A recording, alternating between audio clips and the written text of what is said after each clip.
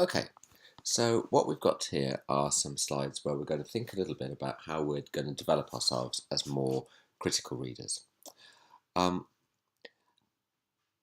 as we said when we were together, and what I've done is I've excerpted some slides from the presentation that we looked at when we were together. There's a lot of really good work from the USA on this. It's one of the areas where actually they're really well ahead of us, and in fact, a lot of American universities have specific centres staffed with specialists where their students go to learn to write effectively and to learn to read effectively.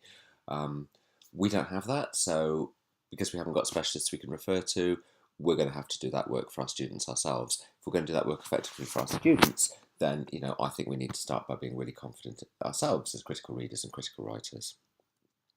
Lisa Bosley has done a lot of really good work on this, and she points out, and I think she's absolutely right, earlier education stages, so she's thinking of school, but actually, now that we're postgraduate students together, I'm thinking of being an undergraduate and going from being an undergraduate to a postgraduate as well, in fact. Earlier education stages typically teach students to read receptively, to read for information. It's quite passive reading. You read to go, okay, what's this person saying? Let me write down all of their ideas, or let me write down all the facts that this person's talking about.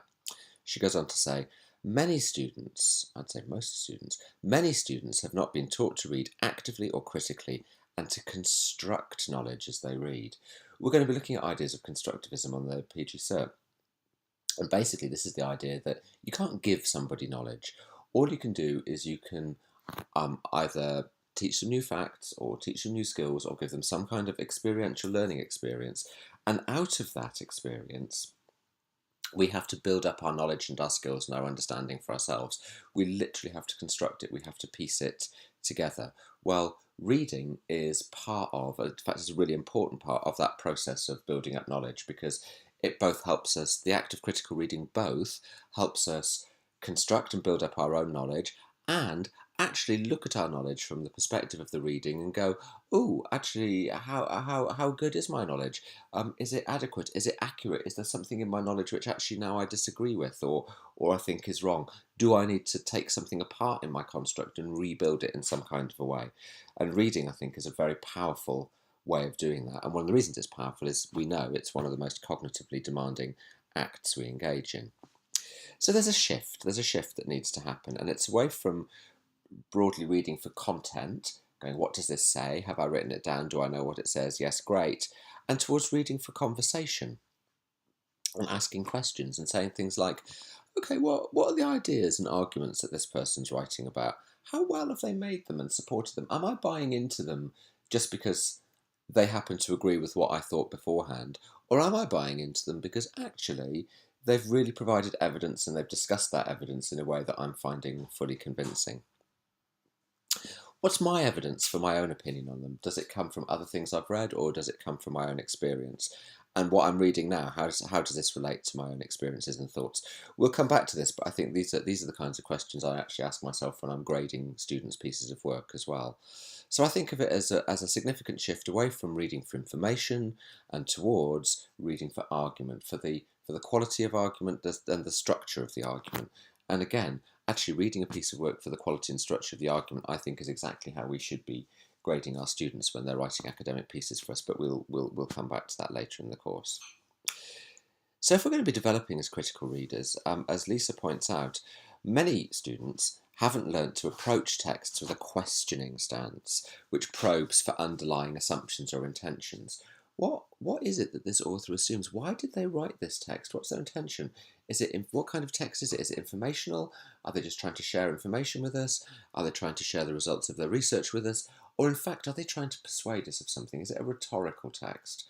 Rhetoric just means the use of argument designed to persuade. So is it trying to persuade us of a particular point of view? She says, students often read at a surface level. If they don't get it, they give up rather than engage in the difficulty of the task. Critical reading strategies must be taught explicitly and must be reinforced through practice. And I think she's absolutely right. Reading critically is difficult. To begin with, it's quite time consuming as well. The more you do it, the more we do it, the better we get at it. And there's the reference for Lisa's text if you're interested. Okay. Now, according to Lisa, and again, I think she's right in this. There's some certain elements in critical reading. So the first is obviously to read actively and thoughtfully. The minute and we we talked about this in several groups. You know when you have that experience where you've read 3 pages and then you suddenly go, oh, do you know what? I've got no idea what just happened in those last 3 pages. Well, that's obviously us having slipped out of this mental state of reading actively and thoughtfully. I do find, and it might be true for others of us, I do find that I don't actually notice in the moment when I've slipped out of this state. I only notice probably about 10 minutes later. So I'm trying to get better at noticing if my attention's wavering and going, right, okay, that's probably as much as my brain's going to absorb for now. I'll go away, because if I'm not reading critically and I'm not reading in the way I want to read, actually I'm just wasting my time. So it's got to be, for me, it's got to be done at the right sort of time and in the right sort of place. For some reason, I seem to need a cup of tea when I read critically. I don't know why that is, but I do. It's about constructing knowledge. So all the way when I'm reading, my primary intention is to think, how is this reading impacting on my knowledge, either by building it up or by making me question some of the things that I thought I already knew and maybe revisiting them. I have to take a stance of questioning. It's really important not to find yourself getting lulled into just believing what the person's writing simply because they're somehow an expert or they have a high status in the field. And I'm going to come back to that in just a moment. I need to try and think, what do I think the underlying assumptions or intentions of this author are? Because if I can see that and I'm aware of my own, then I know from the outset whether there's a match or a mismatch between what the author's intentions and assumptions are and my own, and that will change how I read things. It's like a Guardian reader reading the Daily Mail. They have very different underlying assumptions and intentions, and there's a clear mismatch. So if you're a Guardian reader, it's probably easier to read the Mail with a critical head on. If you're a Guardian reader, it's probably harder to read the Guardian with a critical head on, because the chances are that the article you're reading agrees with your underlying assumptions and intentions, and therefore they can become invisible. Obviously, this idea of needing to engage in the difficulty, really lean into it, because it's not going to be easy. And then the question I'm going to leave you with is, okay, those all sound great, but in terms of your own reading practices, how do you make that real? What is it that you need to do? What is it that you find most helpful when you're doing it? Some of the things I find helpful are literally to imagine I'm having a conversation with the text. If I'm by myself, I will sometimes talk out loud with the text, and I'll find myself saying, "Oh, why do you think that?" And "Oh, I'm not really convinced by that." And "Oh, okay, right, I can see where your evidence is there, but I would have liked it earlier on." So literally, sometimes I talk out loud. Um, I do jot down questions as I'm going along, things that I think, "Oh, I wonder if he's going to answer this or she's going to answer this," because that shows that I'm thinking about it. I find it really helpful to pause in my reading and make predictions and think, "Oh, right, I wonder whether this is what they're going to say next." Um, I'm going to illustrate this in a minute by reading the first paragraph of the Shern article that we're all going to read together this week. But sometimes if an author says things like, there are 3 major principles at stake here, I'll always stop and go, well, okay, for me, what would the 3 major principles be before I go on and read what the author says? Because if I don't stop and think what I think they're going to be, I find I can just get swept along, particularly if it's a convincing author or someone who writes very well, and I can get swept along and find myself just thinking, right, yes, 3 major principles, and now the author's told me what they are. Good, I know them now. Not really having thought for myself. Well, what do I think the 3 major principles are, and why, and how does that relate to my experience and other things that I know already? So I think this one about pausing, for me, that's a very important one for me. I try to think of other points of view again, so that I can adapt a critical stance, even if it's not a point of view I would necessarily agree with myself. I just think, okay, how else might you think about this legitimately? Because that helps me keep a certain distance from the text. I think sometimes it's about just keeping a bit of distance and not getting so swept along by what we're reading that we find ourselves getting lulled into just accepting everything in a way that's a little bit too passive, really. And then obviously the powerful one is to whatever I'm reading to try and relate it to my own knowledge and my own experience and other things that I've read, so that this idea of constructing knowledge, I can see where this fits in with everything else. So this is just one part of the construct. It's not all of it. So therefore, I don't need to accept it uncritically, or I don't need to accept all of it. I can just find the bits that actually work for me or are important to me. In terms of very concrete activities, I find if I'm going to read actively, I have to have a pencil in my hand so I can mark the text, or I have to be annotating. The minute I stop doing that is the minute that I fall out of being active and critical. I make notes, but increasingly I try not to make notes of facts. I try to make notes of how the argument's working. If I know that, I tend to remember what the facts are anyway, actually. Because if I understand the argument, I remember how the argument was made. But obviously, this is a personal preference thing. If you like to make notes of all the facts and things, then, for heaven's sakes, carry on doing that. If that works for you, don't change it. At the end, I like to think, can I summarise the whole thing on just one side of A4? Because it doesn't particularly help me if I've got 10 pages of notes of something I've read. When I want to revisit it, that's going to be quite time consuming. So I might take 10 pages of notes while I'm reading it, but then I'll boil them down to one side of A4. And when it comes to revision or whatever, I've just got my one sides of A4. And actually, I know the text better if I've done that, because having taken my notes, I then have to process them all over again to make my summary. And that works really well, because it means the whole article's kind of run through my mind a second time, really. And then sometimes I find it helpful to say, okay, what do I think this text is trying to achieve, and how is it trying to do it? Is it trying to convince me of a particular educational method being a good idea? Great, that's what it's trying to achieve. How is it trying to do it? Oh, well, it's given me a couple of articles from primary school children. Not sure that that's really worked for me, because I'm working in a very different context, or whatever. Okay, so those are sort of overall things I try and do, strategies I use, intentions I have. There's two further specific strategies that I've found very useful when I learned them. One is SQ3R and the other is Trace.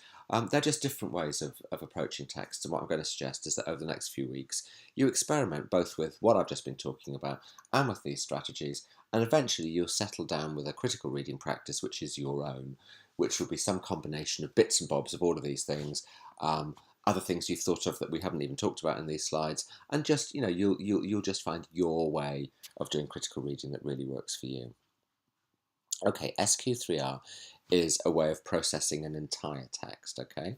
And it stands for skim, question, read, review, revise. So S, the skim, the first phase, quick flick through the text just to see what's in it and where. You can get, it's surprising how quickly you can get a little overview of what this thing is that you're about to read. Have a look at the introduction, have a look at the conclusion, have a quick skim through. I find this is really helpful. Instead of just ploughing through it sentence by sentence, and you don't really know where you're going, just get an overview of it. Literally probably take you between 2 and 5 minutes, okay? And then from that, I come up with some questions that I want to answer by reading the text. Why am I going to read this? What is the point of me reading this? So if I come up with some questions already, I've got a very active personal focus. Then I read the text, and obviously I really focus on answering my questions. If I get halfway through and all the questions that I was genuinely interested in have been answered, I might very well stop at that point. You don't need to plough all the way through it. When you've got from the text what it is that you want to get from the text, that's absolutely grand.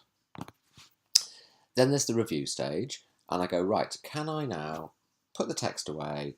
I've done my one side. Can I do my one side of A4? Do I know what the main argument was, and do I know what my opinion about that argument is? I think for me, ultimately, that's the key thing I have to be able to do whenever I read any academic article. I need to know what its argument is and what my opinion about that is, what my judgment about that is. If I can do that, then the job is done. So it might be SQ2R, because you could be done at that point. The only reason you might need the third R, the revise, is if you can't do the review stage, then I might need to go back and read some more. So that's like a nice way overall. And then trace is 5 different sets of questions that are useful to have in mind while we're reading something. So the first one, the T, is text. What kind of a text is this? And as I was alluding earlier on, it might be something that's trying to persuade you. It might be a rhetorical text. It might be an informational text. It might be a report of a research project. They're different kinds of texts. And so I might need to approach them slightly differently. If it is just very informational and factual, as long as I'm clear that the research methodology that they've used, the research method that they've used, or their methodology, is robust, then, I'm just going to skim through and find facts that I find interesting. If it's something around making an argument, I'm going to be maintaining more of a questioning stance all the way through. The R, and this is kind of the newspaper issue again, really, is the reader. Am I the kind of reader the author anticipated? is this somebody writing stuff that I'm probably predisposed towards agreeing with? If it is, I need to be a little bit aware about that, because otherwise I could get, lulled into not really reading it as critically as I should do. And actually, all that's happening is that my own prior assumptions and prejudices are being reinforced by what I'm reading. So I need to know, am I open to change? If I read something that I think, oh, I'm probably likely to feel quite antagonistic towards this, being aware of that before I start is really useful, because it'll keep me open-minded, but also equally as ever keep me very questioning and skeptical, and really, really wanting to know how well has this argument been made and sustained. A is the author. Sometimes useful to know who the author is, a little bit about them. In education, for example, a lot of authors come from particular critical schools. There's different bodies of opinion about education. You'll become more aware of that as the PG Cert goes on, because you'll now encounter more of these schools and more of these authors in Module 2. But I might need to be a little bit aware of where they come from, and also, their motivation to write this. Are they trying to attack somebody else? Are they trying to put somebody else down? That often happens. Are they trying to persuade? Are they writing it because they're on some kind of research contract and they've just got to pump the stuff out? And I will make you aware of these things. Sometimes it's difficult to know until you're quite well in the field, actually. But because I am, if there are interesting and important issues here, or things that I'm asking you to read, I will make you aware so that you will know, okay? Which is good. The C is the constraints or the contexts that might influence how we look at the argument. A very obvious one for a lot of people on the PG Cert is if the majority of your classroom-based teaching has been at BIM, absolutely fine, of course, but if it is, that is a context that will influence the way in which you read ideas from education, because your practical experience of education has all occurred within a specific kind of a place. Something I quite often run up against when I'm doing work in international schools and we've got students from other cultures, a lot of the educational stuff I know really has been written in America, Australia, Europe and the UK. Working with students, say Chinese students or students from Confucian heritage, they have very different ideas about some underlying issues in education. So I have to be aware that my context there is very Western. And I'm going to come up against people for whom some things that I just take for granted are very alien ideas. And finally, E, the exigency, it's a great word that, exigency, the urgent demand. Why did they write this? What's the cause of the argument? Have they really seen some very important problem that needs addressing? Sometimes I find that someone regards something as a problem that I don't regard as a problem at all. I suppose a good example of that would be diversity, in the classroom. Quite often you get people reading about diversity as if diversity is some dreadful difficulty and problem to be overcome. And I don't see diversity like that at all. I see diversity as a really positive attribute in the classroom and an opportunity. So somebody else's problem I might view in a very different way, and that will influence how I think about reading the text as well. Okay, good. So lots of ideas there. You're gonna, don't worry if you don't feel that that's all landed with you right now in this very moment. These things become real as we actually then try and do them. So all I'm trying to do right now is plant seeds, ideas of different things that you can do in your reading. If you just pick, I'm going to pop down. If you just pick one or two, that would be absolutely fine. This takes time and practice, as it says in the penultimate bullet point. You're reading, I mean, it's true for me as well. The ways in which I read are constantly becoming more thoughtful, more questioning, and more effective. It just in the ways in which I hope the way in which I teach is improving over time as well. So this is a journey. This is. I think you need to think of this as a mastery goal, not a performance goal. So mastery goal is a goal where we're constantly seeking to improve ourselves so that we reach a level of true mastery. A performance goal is where we just set ourselves a measurement and go, right, I need to get there, I've got there, right, fine, job done. And I think improving as a reader is a mastery goal, because it's a never-ending process. But as it says in the blue bullet point on this page, the main thing is to be reading actively with questions in our minds, with the aim of constructing our own knowledge. So right now, just think of one or two ideas that most speak to you from the things I've been talking about, and start trying to use them. And it's in using them that you'd explore them and figure out, A, how to use that idea as effectively as possible, and B, whether it really is an idea that you think is going to be helpful for you. So I'm going to have a little go with you now, just finishing off these slides, and model this kind of reading. So I'm going to start off reading with you the article that I'm then going to ask us to read individually and blog about. And it's a transcript of a well-known talk which was given by Donald Shern in 1987, so it's kind of oldish now. And he gave it to the American Educational Research Association. So, thinking about some of the issues that we've already thought about, okay, he's giving it as a talk. I probably need to skim it very quickly to begin with to find out what kind of a talk is it. Because, again, generally in a conference, it's either going to be sharing the results of research, or it's going to be like a kind of an editorial in a newspaper. It's going to be an opinion piece. And what you'll see very quickly is this is an opinion piece. He's trying to persuade the people in the room of a particular point of view. It's probably worth you knowing that in 1987, you might not think there's anything controversial when you read this. In 1987, when he delivered this was regarded as a very controversial talk. He knew it was going to be regarded as a very controversial talk, and he knew that there were going to be a lot of people in the room who probably weren't going to agree with him. So that's important context, because when you're reading it, you have to imagine he's in front of an audience of people who are likely to be either skeptical or actually quite against some of the things he's saying, and obviously that frames the context of how he's going to talk. There was a lot written about this article, this speech, in the years after he gave it. Educating the Reflective Practitioner as the title, so we already know it's about education. We know it's going to be something practical because it's about practitioners, and it's going to be about using reflection in our work. We know that that's been part of the things we've been talking about in the PG Cert, so we will already have views on those kinds of issues as well. So none of you are coming to this reading as an empty vessel. I mean, I don't think you ever do come to reading as an empty vessel. You've already got prior things in your mind or prior things that you know about. But this reading will very much engage with the world of us trying to improve as teachers and using reflection on our own practice in order to help us improve, as everyone has done in their recent assignments. So you're coming to this with a lot of experience. So it's a talk. He's trying to persuade people. It was given back in the late 80s. It was controversial at the time. Lots of people didn't agree with this point of view, and we have been engaging at a practical level in some of the ideas he's going to be talking about. So there's quite a lot of stuff before we even start reading it. So there's the title of it, and what I'm going to do, just flick onto the next slide. This is the first paragraph. So I'm going to read the first paragraph and just talk out loud about the kinds of things that might be going on in my mind while I'm reading this, just as a way of modelling critical reading. So we'll begin. We're in the midst of, in our cyclical American way, we're in the midst of a new wave of school reform. Okay, so there's the exigency. They're in the middle of school reform. There's lots of stuff going on, and he's talking at a time when there's clearly going to be lots of controversy and debate. Do I need to know much about that? It was back in the 1980s. Things have moved on a lot since then.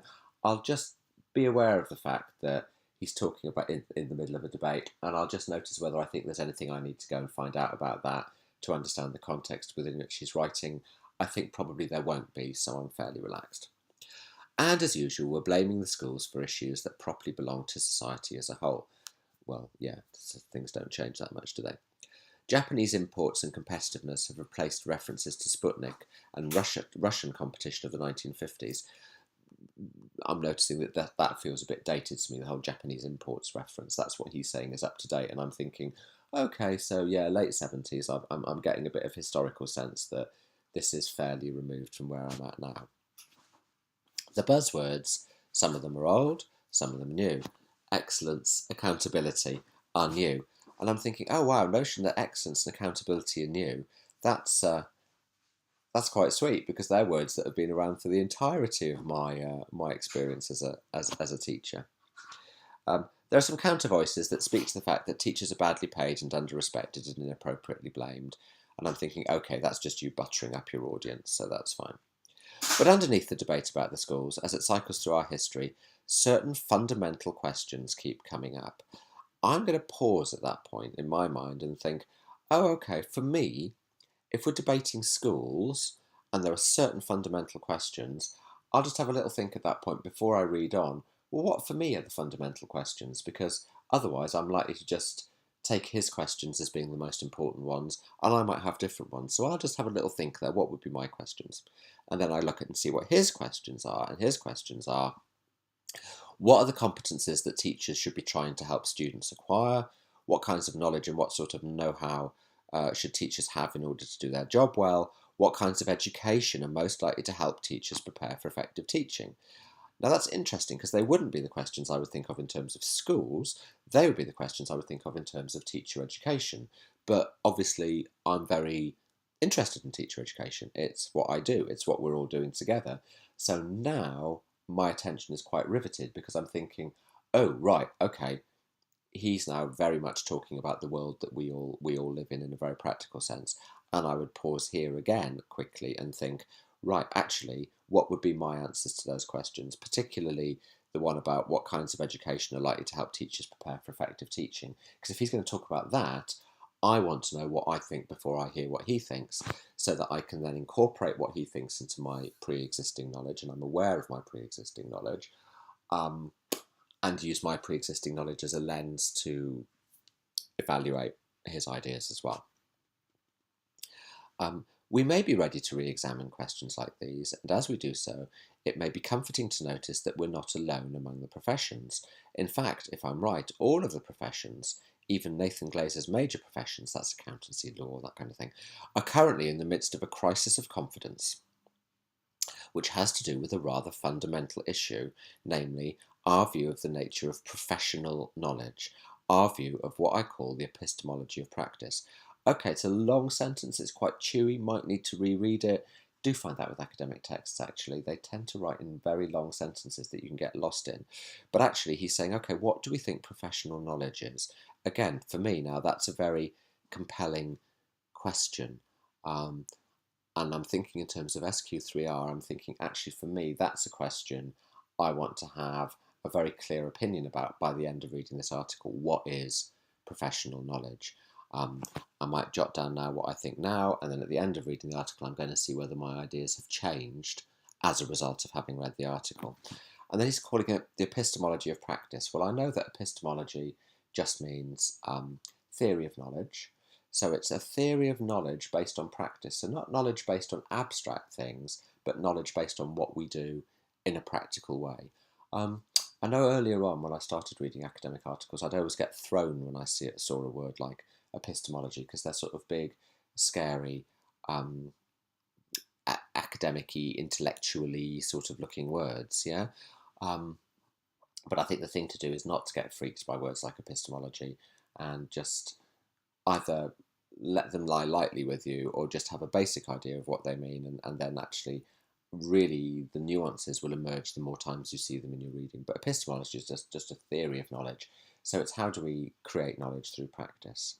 And then he says, in this talk, I want to talk about a version of that epistemology, so this of practice, so this idea of knowledge and practice, which I'm going to call school knowledge. And I'm going to contrast it with that kind of artistry that good teachers in their everyday work often display, which I'll call reflection in action. I'm just noting at this point, I don't quite know what he means by school knowledge. I don't quite know what he means by reflection in action, because he hasn't defined them yet. But I have a sense of what I think they mean, and I'm just going to bracket that. So I'm going to notice that I think I know what they mean, and I'm just going to bracket that and hold that awareness until I see what he thinks they mean and see whether I agree with him or not. And then very quickly skimming through the last few lines already, I can see this is him now doing rhetoric. This is him trying to persuade his audience, because he knows a lot of them aren't going to agree with him. He's now going to try and find common grounds with them, and that's all he's doing. He's trying to position himself so that they're going to see him as credible. So then he says, I want to point out these ideas of mine are very much part of a tradition. Actually, they kind of are and they kind of aren't, I happen to know, but that's fine. He's just trying to win people round here. So moments like this, if I know what the purpose of this bit of the text is, I don't need to worry about it too much, because this is just soft soaping all of this. And he goes on in slightly pompous and intellectual terms, because of course, not only is he trying to get them on board, he's also trying to establish his own credibility as, I'm a serious academic, I know everything there is to know about education, and everyone in my audience, you're all professors, because it's the American Association of Education, remember, you're all serious people, so let's just have a grown-up moment. And he says, I think you can really look back at the history of the schools and of educational reform and see a dialectic between a school establishment on the one hand, blah, blah, blah, Rousseau, blah, blah, blah, Tolstoy, Dewey, blah, blah, blah, blah, Schultz, Vygotsky, Lewin, Piaget, Wittgenstein, and Hawkins. And I'm like, darling, you couldn't have name-dropped more people in one sentence if you'd tried. None of it means anything, really. It's just him membershiping himself and trying to establish his status to be able to talk about what he's talking about. So sentences like that, they don't really have a function in advancing the argument at all. You can safely ignore them. Although, interestingly, he says at the end, I don't see myself as saying anything really new at all, but as drawing on this tradition and talking how we might put it to use. Well, that relates to the context that I'm aware of, that what he was saying was quite controversial, so all he's trying to do there is take the sting out of it. Right, I hope that has sort of, that's what's going on in my head when I'm reading. And actually, what's going on in your head won't be anything like what's going on in my head, because what's going on in all of our heads is going to be completely different. But I just wanted to model, and I hope it's helpful rather than just you thinking, oh, do shut up. I hope it's helpful just to see what that kind of questioning and active stance might look like. And I think for me, the important things in that paragraph when I was reading would be noticing where to pause and figure out what I think myself before I carry on, so I don't get swept away with it. So, the full article will be on the blog, and I'm inviting you to now have a read, talk about how you view the arguments and the quality of arguments in it, because that's our overall task, and talk a little bit about what your critical reading process was, which tech tools and techniques you used, and how well it worked for you. And I'm really looking forward to seeing that from all of us. Okay, thanks very much. Bye.